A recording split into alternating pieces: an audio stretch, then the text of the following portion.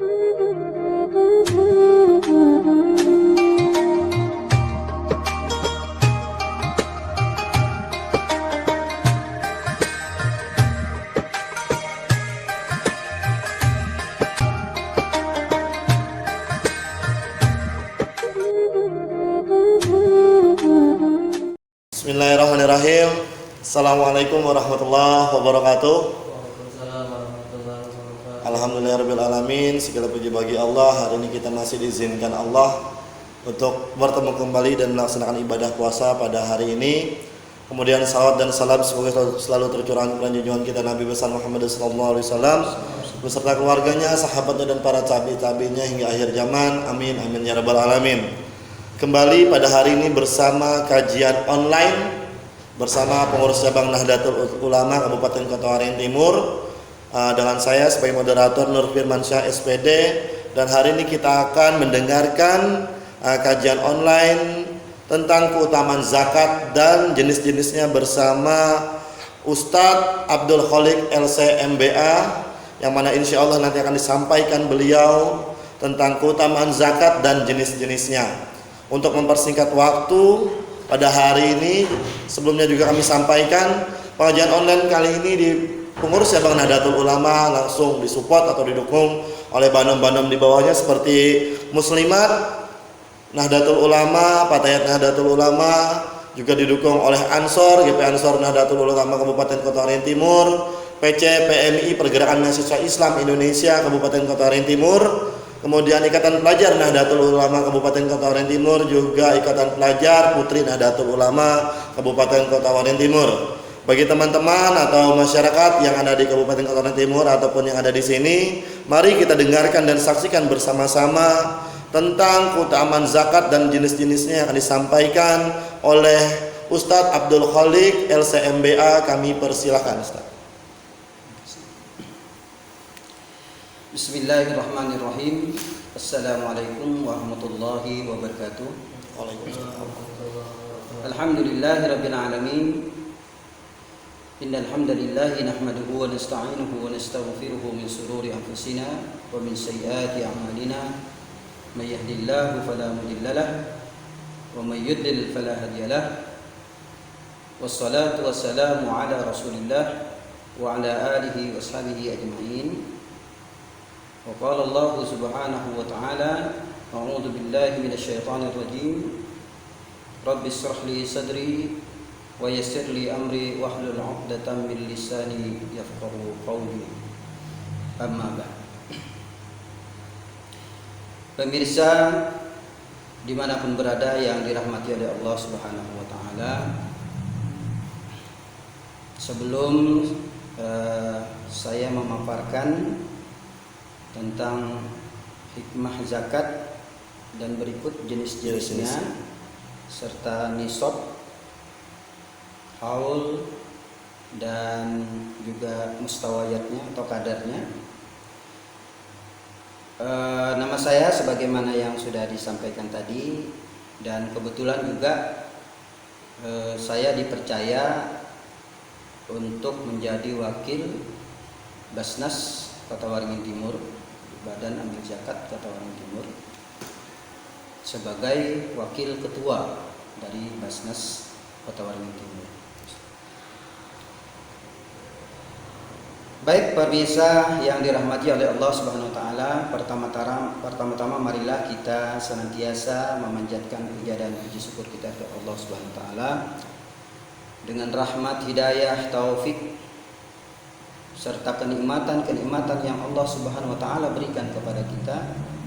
Alhamdulillah sampai detik ini kita masih bisa bernapas dengan baik. Amin. Bahkan diberikan kesehatan juga oleh Allah Subhanahu wa Ta'ala. Mudah-mudahan kenikmatan, taufik dan hidayah yang Allah berikan ini senantiasa diberikan kepada kita sampai kepada akhir hayat kita, insyaallah. Amin. Kemudian salawat dan salam atas junjungan Nabi besar Muhammad SAW, berkat tuntunan, suri teladan, contoh yang beliau berikan kepada umatnya, sehingga sampai detik ini alhamdulillah kita masih setia menjadi umat Rasulullah SAW. Dan mudah-mudahan kita senantiasa nanti mendapatkan syafaat dari Rasulullah SAW. Amin. Yang ketiga, terima kasih kepada moderator atas waktunya. Saudara-saudara sekalian, pemirsa yang dirahmati oleh Allah Subhanahu wa taala, zakat adalah suatu kewajiban yang memang harus dikeluarkan oleh seseorang yang sudah memenuhi syarat. Sebagaimana firman Allah Subhanahu wa taala dalam Al-Qur'an, A'udzu billahi minasyaitonir rajim. Wa aqimus salata wa atuz zakata warka'u ma'ar rahimin. Shadaqallahul azim. Yang artinya, dirikanlah salat 5 waktu minimalnya. Kemudian tunaikanlah zakat dan berukuklah bersama orang-orang yang senantiasa rukuk ataupun salat kepada Allah Subhanahu wa taala. Di dalam beberapa dalil, baik itu di dalam Al-Qur'an maupun hadis, banyak sekali yang menyatakan tentang kewajiban zakat itu sendiri. Bahkan di beberapa ayat, tidak hanya satu ayat yang kita sebut tadi, banyak sekali Allah menggandengkan antara kewajiban zakat itu dengan kewajiban sholat. Jadi wa aqimus shalah wa atuz zakah.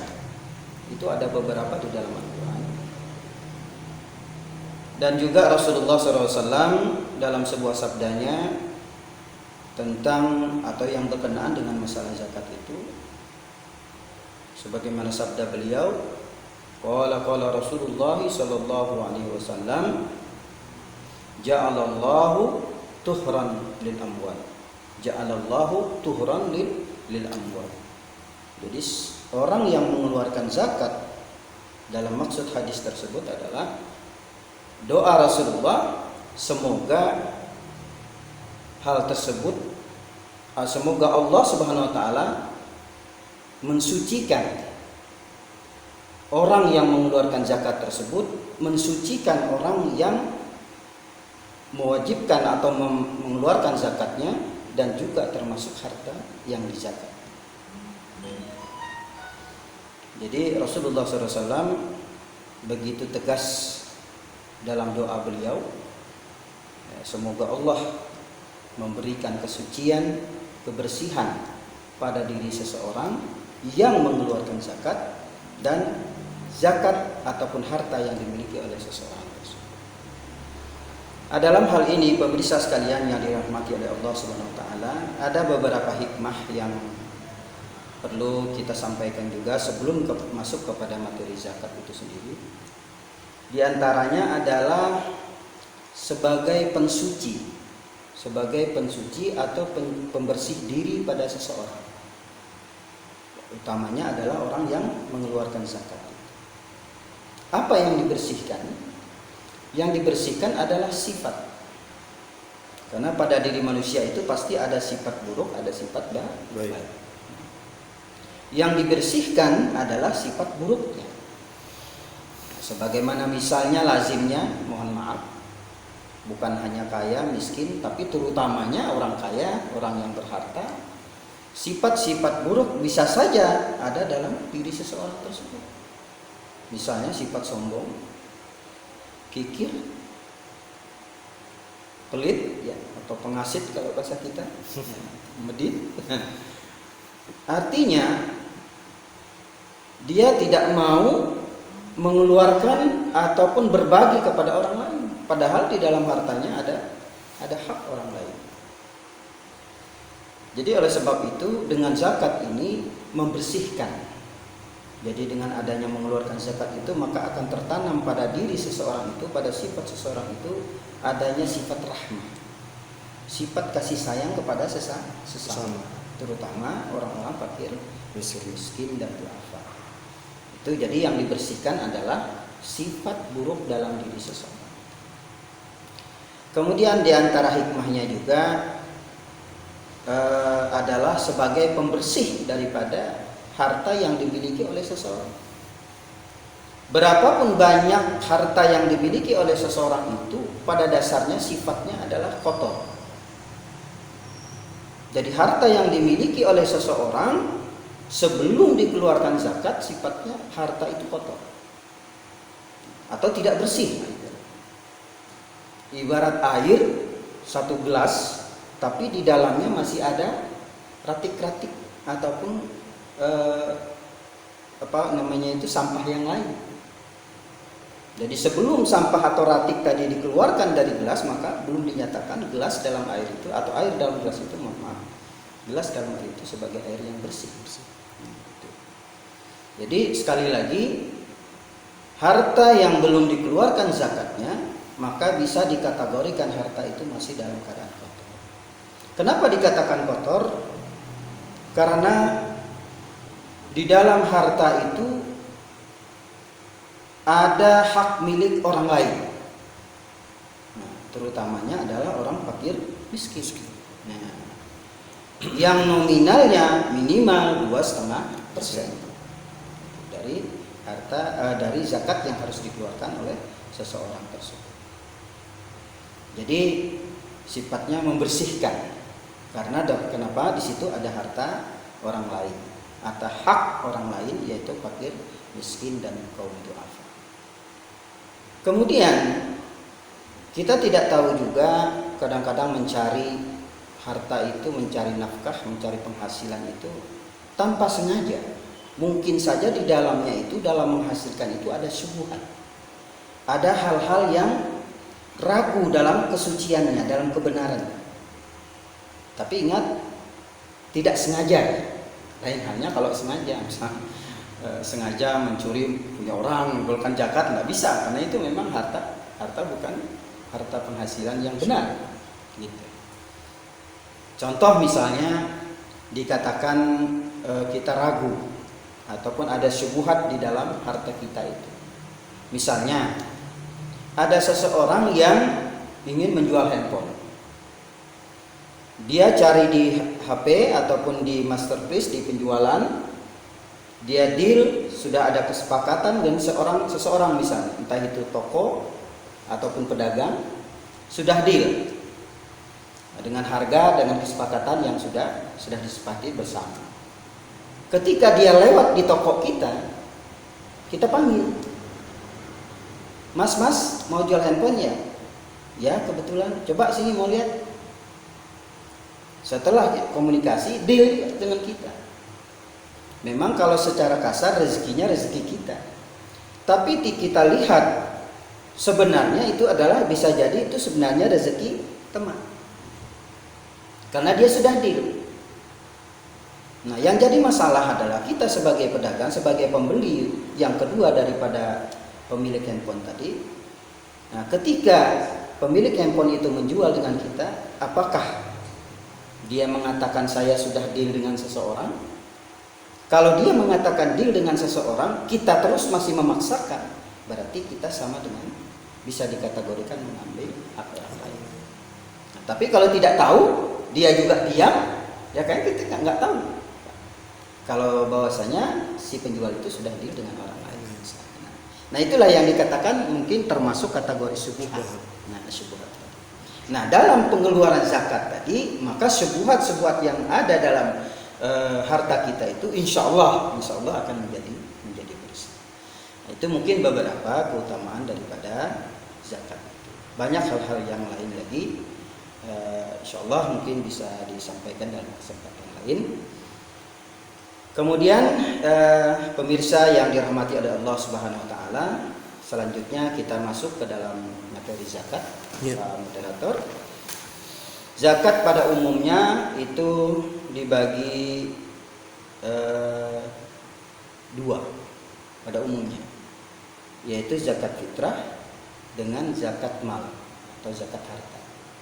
Zakatul fitrah wa zakatul mal. Kalau zakat fitrah secara umum masyarakat kita kaum muslimin sudah banyak yang mengerti. Karena hampir setiap tahun mereka mengeluarkan zakat fitrah. Siapa yang harus mengeluarkan zakat fitrah? Adalah orang yang mampu, yang bisa atau punya harta lebih daripada yang untuk dimakan dia dalam satu hari. Jadi ada harta lebih. Dan itu wajib, baik yang miskin, yang kaya apalagi, semuanya, anak-anak juga semua, lapisan umur semuanya. Dan mustawayatnya, kadar dalam zakat fitrah itu setara mungkin kurang lebihnya 3,5 liter. Kalau dulu Pak Moderator, kita masih ingat zaman saya itu setiap beri beras itu nggak pakai kilo. Di zaman 80-an, 70-an ke bawah itu nggak pakai kilo, jadi pakai liter. Liter itu seingat saya itu ada satu tempat ya, kayak black gitu ya, kurang lebih black susu dangkal. Nah, jadi setelah itu dipenuh, kemudian diratakan, nah itu 1 liter. Nah, jadi 3,5 liter. Nah, kalau dikilokan setara dengan 2,5 kilo. 2,5 kilo itu wajib dikeluarkan zakat fitrah. Berasnya itu bermacam-macam, artinya tergantung kemampuan daripada si pengeluar zakat fitrah itu. Misalnya dia biasa hari-hari memakai beras yang mahal, yang bagus, misalnya beras 2 anak misalnya, yang 1 kilo misalnya sampai 15.000 atau 14.000. Nah, itu dia harus mengeluarkan sesuai dengan apa yang dia makan. Jadi tidak bisa dia makannya 2 anak, mengeluarnya belas bulog. Itu tidak bisa. Itu berarti dia mengeluarkan zakatnya nggak betul. Artinya masih ada pengasitnya, kikirnya. Bahkan kalau secara hukum tidak pas, karena tidak sesuai dengan apa yang dia konsumsi sehari-hari. Jadi itulah zakat fitrah. Kemudian yang kedua adalah zakat mal. Zakat mal itu adalah zakat harta, yang dalam zakat mal ini ada beberapa jenis. Mungkin bisa dikategorikan ada 6 kurang lebihnya. Yang pertama adalah zakat tijarah. Zakat tijarah itu zakat perdagangan. Nah, zakat perdagangan ini yang harus kita perhatikan. Mohon maaf, sebelum kita melangkah lebih jauh tentang berbagai macam zakat harta tadi, ada yang perlu kita harus perhatikan. Ada 3 masalah dalam zakat itu. Pertama adalah nisab. Nisab itu artinya batas wajib atau tidaknya dikeluarkan zakat pada harta tersebut. Itu namanya nisab. Kemudian yang kedua adalah mustawayat. Mustawayat itu kadarnya. Apakah 2,5%? Apakah 5%? Apakah 10%? Apakah 20%? Nah, itu nanti akan kita lihat dari jenis muhtawayatnya. Kemudian yang ketiga adalah haul. Haul itu sampai 1 tahun harta benda itu. Ada zakat yang memang mengharuskan sampai dalam 1 tahun. Ada zakat yang memang tidak perlu sampai 1 tahun. Ada yang harus dikeluarkan saat itu juga. Ada yang harus dikeluarkan setiap menghasilkan saja, ataupun setiap panen misalnya. Nah, itu seperti itu. Nah, jadi yang harus kita perhatikan dalam zakat itu adalah pertama adalah nisab, kemudian mustawayat, kadar zakat, kemudian al-haul ataupun tahun, ataupun sudah sampai dalam 1 tahun atau belum. Kembali yang pertama tadi, saudara Bapak Moderator, zakatul mal, zakatul tijarah. Zakat itu adalah zakat perdagangan. Ya. Zakat perdagangan ini semua bisnis, ya, semua bisnis apa saja. Bisnis handphone, bisnis baju, ya, kemudian bisnis hal-hal yang lain yang diperjualbelikan, bisnis kayu misalnya dan seterusnya. Jadi makanya disebut dengan zakat tijarah ataupun zakat perdagangan. Zakat bisnis. Nah, zakat bisnis ini yang pasti dulu nisabnya adalah mengikuti nisab uang atau duit kalau bahasa kita itu. Nah, sedangkan nisab uang itu masuk kepada nisab emas. Jadi kurang lebih sekitar 85 gram. Jadi kalau misalnya emas murni sekarang itu misalnya taruh kita bulatkan saja misalnya 1 juta. Nah, berarti kali 85 berarti 85 juta. Nah, itu kadarnya. Maaf, nisabnya, batasannya. Kalau kurang harta dagangan itu kurang dari 85 juta tidak wajib. Tapi kalau sudah di atas 80 juta itu sudah wajib dikeluarkan zakat. Itu zakatut tijarah. Tapi dalam zakatut tijarah ini ada catatan tertentu juga. Karena di sana harus dikurangi modal, dikurangi hutang. Misalnya itu. Kalau ada hutang, misalnya Pak moderator punya uang 1 miliar misalnya. 100 juta misalnya, enggak usah jauh-jauh. 100 juta misalnya yang lebih enak. Nah, ada hutang misalnya taruhlah misalnya 5 juta. Maka dikurangi 100 juta dikurangi 5 juta jadi 95. Nah, keuntungan selama 1 tahun berapa? Itu misalnya 10 juta. Berarti tadi 95 tambah 10 berarti 105 juta. Nah, dari 105 juta itulah yang dikalikan 2,5% keluarnya itulah yang harus dizakatkan. Kalau misalnya 100 juta 2,5% berarti 1%-nya 100 juta itu 100.000 ya. 1 juta. Ya. 1 juta. 1 juta berarti 2.500.000. Nah, misalnya kekayaan tadi setelah dikurangi hutang nggak ada dan sebagainya 100 juta berarti yang harus dikeluarkan ada 2.500.000. Itu zakatut tijarah. Yang kedua zakatuz zira'ah. Itu zakat pertanian. Nah, zakat pertanian ini lebih sedikit nisabnya, kadarnya itu.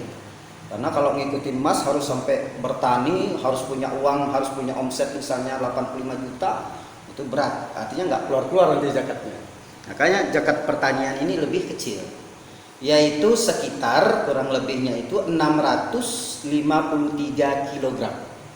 653 kg. Atau kurang lebihnya misalnya 700 kilo lah. 700 kilo. Nah, ziraah itu pertanian termasuk gandum, beras, kismis, anggur kering dan seterusnya, itu macam-macam. Nah, itu. Jadi kadarnya nisabnya adalah 653 atau kurang lebihnya anggap 700 lah, 700 kilo lah. Ada yang berpendapat 900. Tapi setidaknya ambillah kita yang terendah 650 kilo atau 653 kilo. Nah, zakatut tijarah ini berapa mustawayatnya? Tadi saya katakan nisabnya adalah harus si petani itu memiliki minimalnya 653 kilo. Jadi kalau panen, nah ini berapa nih panen? Harus memiliki minimal 653 kilo atau anggap 700 kilo seperti itu. Nah, kemudian mustawayatnya, kadarnya tidak sama dengan emas tadi yang 2,5%. Jadi bisa 5%, bisa 10%. Tergantung pada saat pengelolaan pertanian itu apakah dia banyak mengeluarkan biaya termasuk pengairan, irigasi. Nah, itu kalau memang itu yang dikeluarkan, artinya banyak biaya yang harus dikeluarkan, maka zakatnya mustawayatnya, kadar zakatnya hanya 5%. Nah, 5% dari hasil pertanian itu. Tapi kalau misalnya dia nanam, dibiarin dengan hujan, tumbuh bagus, berarti dia nggak banyak keluar, air nggak perlu irigasi, ya dengan sendirinya air hujan ada terus, maka dia harus mengeluarkan mustawayatnya kadarnya 10%. Jadi kalau misalnya dia punya beras 1000 kilo ya, 1000 kilo ya kalau salah. 1 kintal itu berapa kilo? 1000 ya. Kalau 1 ton 100 ya. 100 kilo. Kalau 1 kintal 1000 kilo ya. Mudah-mudahan nggak salah. Ya 1000 kilo misalnya si petani itu bisa 1000 kilo. Maka kalau dia itu tidak menggunakan irigasi, artinya menggunakan air hujan saja, bahkan zakatnya 10%. Berarti berapa itu? Dari 1000 kilo berarti 10%-nya berapa kilo itu? 100 kilo ya. Nah, 100 kilo yang harus dia keluarkan. untuk zakat. Tapi kalau misalnya dengan irigasi, pupuk apa itu dan sebagainya hanya 5% berarti 50 kilo. Kemudian selanjutnya adalah zakatul dzahab wal fiddah. Nah, ini umumnya karena banyak dikiaskan kepada emas. Zakatul dzahab ataupun zakat emas sebagaimana mohon maaf sebelum saya masuk ke emas, ziraah tadi tidak perlu harus menunggu 1 tahun, Pak Moderator. Tergantung. Nah, penghasilan, arti panennya. Tergantung panen. Panennya, bila dia 1 tahun sekali panen, berarti 1 tahun. Bila 3 bulan, 3 bulan. 3 bulan, berarti dalam 1 tahun misalnya dia panen 2 kali, berarti 2 kali keluarkan zakat. Jadi setiap panen. Itu kalau ziraah atau Pertanian. Ya. Selanjutnya zakatul dzahab wal fiddah. Zakatul dzahab wal fiddah itu adalah zakat emas dan perak. Kalau emas nisabnya saya katakan tadi sudah disampaikan di awal adalah 85 gram. 85 gram emas murni. Emas murni. Misalnya Pak Moderator punya emas 100 gram. Misalnya, itu udah masuk. Karena minimalnya 85 gram. Kemudian mustawayatnya kadarnya 2,5% aja emas itu. Tapi syarat yang ketiga adalah haul. Harus 1 tahun. Emas yang 100 gram tadi, emas yang 100 gram tadi disimpan sudah 1 tahun. Kalau belum 1 tahun belum wajib. Karena dia harus haul, balagol haul artinya sampai masuk kepada haul ataupun 1 tahun, masa 1 tahun. Itu kalau emas. Kemudian yang kedua tadi zakatul dzahab wal fiddah. Fiddah itu adalah perak. Nah, perak ini lebih murah, maka muhtawayatnya kadarnya lebih banyak, bukan hanya 100 kilo tapi menjadi berapa? 595 kiloan. Berarti hampir 600 kilo. Jadi kalau punya perak itu punya tambang perak, ya tambang perak atau tambang ataupun punya perak lah misalnya hampir 1 kintal atau 700 kilo, maka sudah wajib untuk mengeluarkan zakat perak tersebut. Kemudian yang selanjutnya adalah zakatul masyiyah. Zakatul masyiyah itu adalah zakat hewan ternak. Zakat hewan ternak. Yang sudah masuk dalam hukum sebagaimana yang kita pelajari, yang kita tahu adalah 3 hewan ternak saja. Yaitu unta, sapi, domba atau kambing. Unta, sapi, kambing. Unta nisabnya minimal punya 5 unta. Kalau kurang dari 5 unta nggak wajib. Itu kalau ternak. Kemudian kalau sapi minimal punya 30. Jadi kalau punya 10 sapi belum wajib. Dan harus minimal 10-30 sapi. Kemudian kalau kambing 40 kambing. Misalnya saudara Yusuf punya 40 kambing misalnya, itu sudah wajib. Nah, kemudian mustawayatnya atau kadarnya, kalau unta, taruhlah gamblangnya tadi kita 5 unta, berarti dia wajib 1 kambing umur 2 tahun. Jadi 5 unta, 1 unta zakatnya enggak terlalu mahal, terlalu tinggi kursnya. Unta sampai 30 juta satu ekor. Nah, makanya cuma 5 kali 30 udah berapa itu? Udah 5 kali 3 150 juta ya. Nah, berarti udah melebihi nisab emas. Gitu, Pak. Jadi kalau unta muhtawayatnya, kadarnya adalah 1 ekor kambing. Dan berlaku seterusnya seperti itu. Kalau sapi tadi 30 itu 1 ekor kambing yang umur 1 tahun. Kalau lebih dengan kelipatannya, misalnya punya 60, berarti 1 ekor kambing umur 1 tahun, 1 ekor kambing umur 1 tahun, berarti 2 kambing yang umur 1 tahun. Karena umur 1 tahun dengan 2 tahun itu beda harga, pasti lebih gemuk, lebih besar. 2 tahun. Nah, jadi itu. Tapi kalau misalnya punya 40 sapi, berarti dia sudah wajib 1 kambing yang umur 2 tahun, bukan 1 tahun lagi. Nah, Kalau misalnya di atas 60, misalnya punya 70, berarti satu kambing umur 1 tahun, satu kambing umur 2 tahun. Jadi lain. Nah, karena yang satu 30, yang satu 40. Nah, gitu kan? Jadi hitungannya gampang.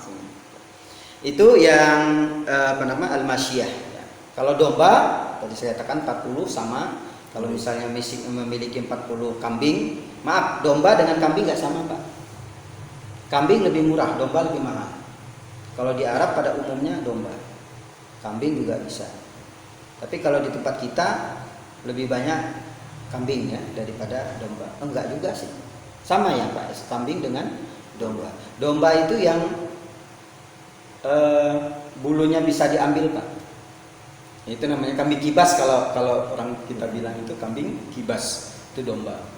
Kalau kambing ya yang tidak ada bulunya itu, maksudnya yang biasa nggak diambil, itu namanya kambing. Yang untuk sate biasanya kambing. Jadi bukan kambing kacang kalau kami bilang dulu.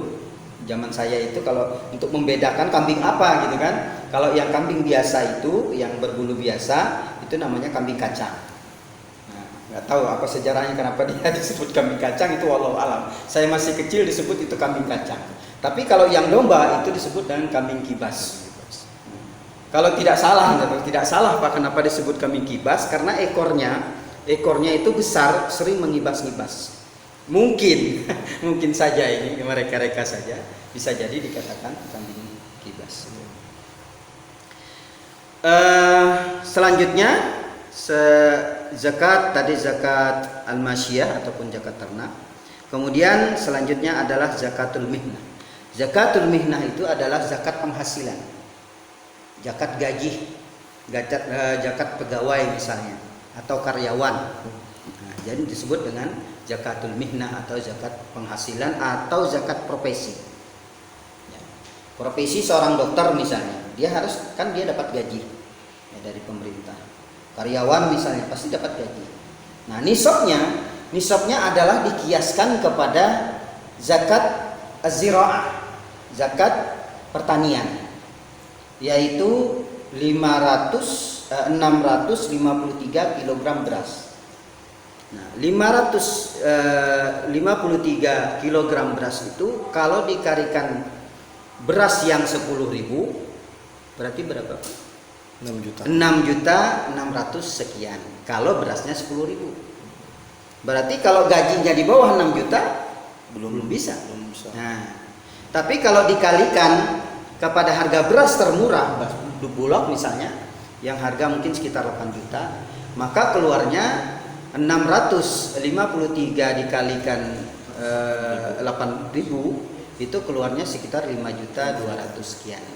Nah, berarti kalau zakatnya gajinya di atas 5 juta berarti sudah wajib. Nah, tapi lagi-lagi zakat profesi ini harus memperhatikan beberapa hal, Pak Moderator, diantaranya adalah kebutuhan asasiyah. Kebutuhan asasiyah itu adalah kebutuhan pribadi. Jadi makan minum keluarga, pribadi, anak dan istri. Jadi harus sudah dikurangi itu semua. Tapi kalau misalnya dia mendapatkan gaji 6 juta 1 bulan, tidak dipakai untuk yang lain-lain karena memang yang lain-lain sudah ada, berarti dia harus mengeluarkan zakatnya. Itu zakat profesi ataupun zakatul mihnah. Ya. Jadi nisabnya sama dengan zakat pertanian. Kemudian muhtawayatnya kadarnya 2,5%. Kadarnya muhtawayatnya 2,5%. Haul. Nah, ini tidak artinya bisa dia setiap hasil 1 bulan gaji dia keluarkan bisa, atau dia kumpulkan selama 1 tahun baru dikalkulasi 6 juta kali 10 60 berarti kali 12 berapa Pak? 72 juta. Nah, 72 juta kali 2,5%, keluarnya berapa? Itu yang harus dikeluarkan zakat. Kemudian selanjutnya setelah zakatul mihnah atau zakat profesi, yang terakhir adalah zakatul kanzi. Zakatul kanzi itu adalah zakat harta penemuan, harta karun. Nah, zakat harta karun ini nisabnya tidak ada. Nisabnya tidak ada. Jadi berapapun harta karun yang didapat itu harus dikeluarkan zakatnya. mau sedikit, mau miliaran harus dikeluarkan. Nah, kemudian muhtawayatnya adalah 1/5% atau sekitar 20% ya. Kalau 100% kan ya betul 20%. 20% kali 5 kan 100 ya. Nah, berarti 20%. Jadi misalnya Bapak moderator mendapatkan harta karun yang kalau ditaksir nominalnya atau harganya sekitar 1 miliar misalnya. Berarti harus dikeluarkan 20% dari 1 miliar, berarti 200 juta. 200 juta yang harus dikeluarkan. Dan itu tidak menunggu 1 tahun, Pak. Langsung pada saat menemukan ditaksir berapa dikeluarkan. Itu zakatul kanzi. Itulah bentuk-bentuk daripada zakat yang harus kita ketahui bersama. Saya rasa itu yang dapat kami sampaikan, Bapak moderator. Mudah-mudahan ini bermanfaat bagi kita semua, dan mudah-mudahan menjadi ilmu terbaru bagi kita semua, dan kita sadar ada kewajiban zakat yang harus kita keluarkan. Itu saja Pak moderator, mungkin ada yang... Terima kasih Ustadz Abdul Khalik yang tadi sudah memaparkan berbagai macam tentang zakat. Ada zakat perdagangan, ada zakat penghasilan, emas dan sebagainya. Cukup banyak tadi, semoga semua tadi dapat disimak dengan betul oleh pemirsa yang ada di rumah ataupun yang ada di sini. Mungkin seperti ini Ustadz, ada beberapa pertanyaan yang mungkin harus kita jawab di sini karena tadi ada titipan. Ada yang bertanya Ustadz seperti ini, bagaimana hukumnya bagi orang yang tidak mengeluarkan zakat?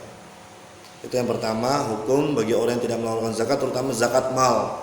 Terutama zakat mal, karena pada umumnya yang namanya zakat fitrah insya Allah orang semua tahu. Nah, tapi bisa jadi tentang zakat mal, edukasi tentang zakat ini masih kurang maksimal di tengah masyarakat kita, sehingga kadang-kadang masyarakat itu berpedoman pada 2,5%. Padahal menurut aturannya ada beberapa jenis zakat mal seperti itu. Nah, mungkin bisa dijawab Ustadz, bagaimana atau apa hukumnya bagi seorang hamba yang tidak mengeluarkan zakat mal menurut aturan agama Islam. Dipersilakan Ustadz. Siap, terima kasih. Pada prinsipnya saya katakan bahwasanya zakat itu sifatnya wajib. Sebagaimana tadi yang kita sampaikan dalam ayat, bahkan di beberapa ayat lain juga dalam firman Allah Subhanahu wa taala, a'udzu billahi minasyaitonir rajim, khudh min amwalihim shadaqah tutahhiruhum wa tuzakkihim biha. Tutahhiruhum wa tuzakkihim biha. Ini sebagai hikmahnya, tutahhiruhum wa tuzakkihim biha. Tapi kata-kata khud itu adalah ambil, artinya perintah dari Allah. Jadi tidak ada alasan orang yang tidak mengeluarkan zakat. Nah, tentunya kalau sudah memang memasuki kategori-kategori tadi, nisab, mustawayat, haul dan seterusnya, dan beberapa persyaratan lain.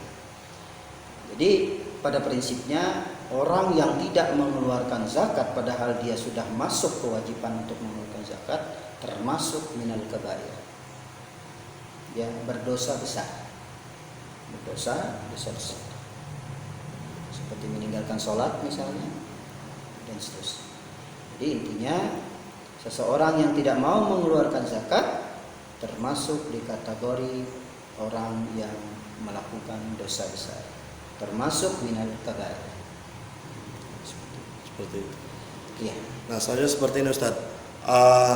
Di tengah-tengah masyarakat kita yang seperti saya bilang bahwasanya zakat mal, terutama zakat harta itu tadi masih sedikit edukasi bagi masyarakat. Nah, bagaimana hukumnya terhadap masyarakat yang kurang paham terhadap zakat itu sendiri? Apakah berlaku yang namanya dosa itu tadi kepada si masyarakat itu, ataukah itu merupakan tanggung jawab ulil amri atau umaro yang ada di wilayah tersebut? Ada penjelasannya Ustaz? Siap.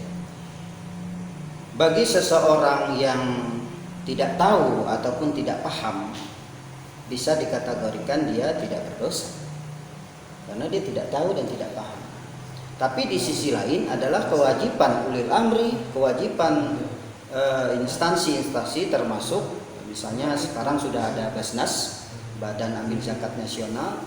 Itulah kewajiban kita untuk menjelaskan kepada masyarakat agar mereka tahu bahwasanya ada kewajiban di dalam diri mereka. Seperti itu. Jadi saya bersyukur sekali ya, teman-teman sudah aktif untuk mensosialisasi tentang masalah zakat kepada masyarakat awam yang mungkin selama ini tidak mengerti ataupun tidak tahu ya. Karena memang ketidaktahuan ataupun tidak mengertian itu tidak dimasuk kategorikan sengaja melakukan. Tapi kalau tahu, sekalipun dia tidak tahu kadarnya tapi tahu kalau zakat harta itu ada, berarti udah tahu. Oh, alasannya misalnya saya nggak tahu berapa yang harus saya keluarkan. Nah, harus tanya masyarakat. Jadi kalau ada masyarakat atau seseorang yang pernah mendengar bahwasanya zakat mal itu wajib, tapi dengan alasan karena dia tidak tahu nisabnya, kadarnya dan seterusnya yang harus dia keluarkan, sehingga dia menunda-nunda dan akhirnya tidak mengeluarkan, dia termasuk berdosa. Karena dia udah tahu kalau itu ada kewajiban zakat. Nah, masalah nisab, kadar, muhtawayat dan haul tadi bisa dilakukan kepada orang yang mengerti tentang masalah zakat. Dalam hal ini misalnya Kementerian Agama, mungkin juga sekarang sudah ada Amin Zakat, ya, Basnas, Badan Nasional malah. Jadi alhamdulillah sudah banyak untuk bisa mensosialisasikan tentang zakat. Terima kasih Ustaz. Ya. Alhamdulillahirrahmanirrahim. Terima kasih kepada Ustadz Abdul Khalik yang telah panjang lebar menjelaskan tentang zakat. Pertanyaan-pertanyaan sudah dijawab.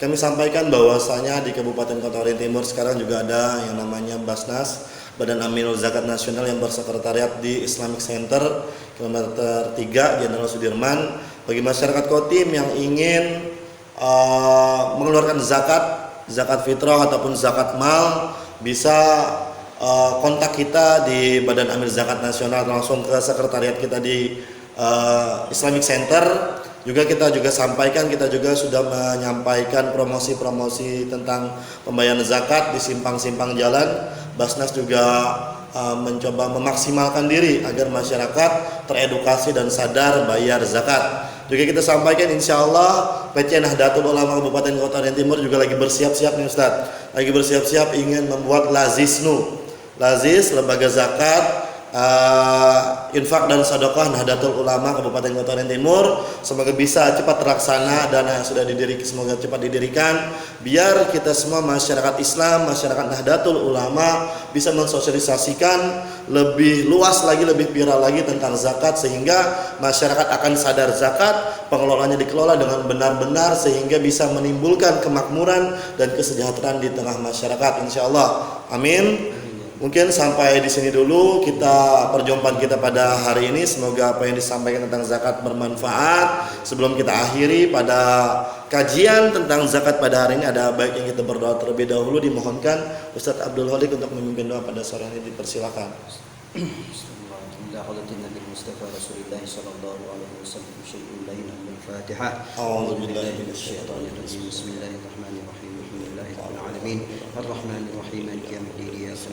نستعين اهدنا الصراط المستقيم صراط الذين انعمت عليهم غير المغضوب عليهم ولا الضالين امين امين يا رب العالمين. اللهم صل على سيدنا محمد وسلم رضي الله عن كل صحابه رسول الله اجمعين والحمد لله رب العالمين. حمدا شاكرين وحمدا نائمين حمدا يوافي نعمه ويكفي مزيدا. يا ربنا لك الحمد كما ينبغي لجلال الكريم وعلى سلطانك.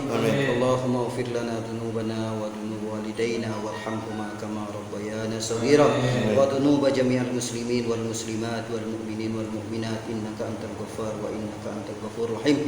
اللهم سلمنا من آفة الدنيا ومن آفة الوباء قرانا. اللهم سلمنا من آفة الدنيا ومن آفات وباء قرانا برحمتك يا أرحم الراحمين. اللهم تقبل منا صلاتنا وركوعنا وسجودنا وصيامنا وقيامنا ودعاءنا دعاءنا وتبرعنا وتمم تقصيرنا وارحمنا برحمتك يا أرحم الراحمين ربنا آتنا في الدنيا حسنة وفي الآخرة حسنة وقنا عذاب النار سبحانك رب العزة عما يصفون وسلام على المرسلين والحمد لله رب العالمين.